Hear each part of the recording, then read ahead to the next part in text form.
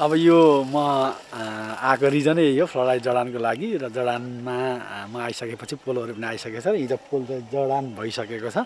अब यहीँ लाइट जोड्ने अनि यहीँबाट चाहिँ क्रेनले उठाउने कुरा छ। पहिला चाहिँ हामीले 1 घन्टा पोलमा गर्ने भन्ने थियो, पछि अनि क्रेनको कस्ट चाहिँ बढी लाग्ने भएपछि हामी 5वटै पोलमा चाहिँ लाइटहरू जोडेर एकैचोटि उठाउँदैछौँ। एक्साइटमेन्ट पनि एकदमै धेरै छ, तर डर पनि उत्तिकै किन छ भन्दाखेरि यो फर्स्ट टाइम हो क्रिकेटको हिस्ट्रीमा नेपालको लागि चाहिँ।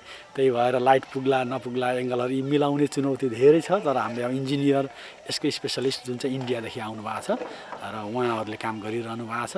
अबको केही दिनमा उठेर रातिमा एकचोटि बालेर म चाहिँ अस्ट्रेलिया फर्किँदैछु।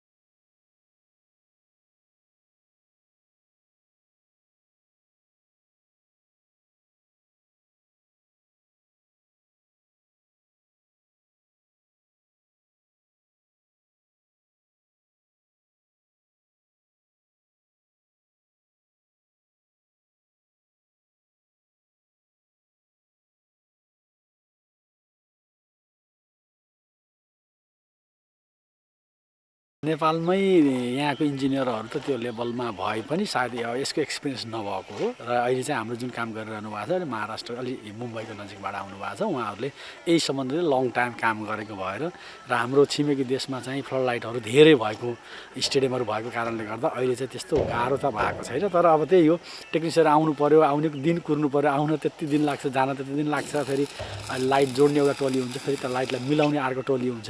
अलिकति कम्प्लिकेसन चाहिँ छ। तर अब यो चाहिँ फर्स्ट टाइम भएको हुनाले गर्दा यसको फेरि क्रेडिट पनि आउँछ। त्यही भएर चुनौती साथसाथै अवसर दुइटै छ।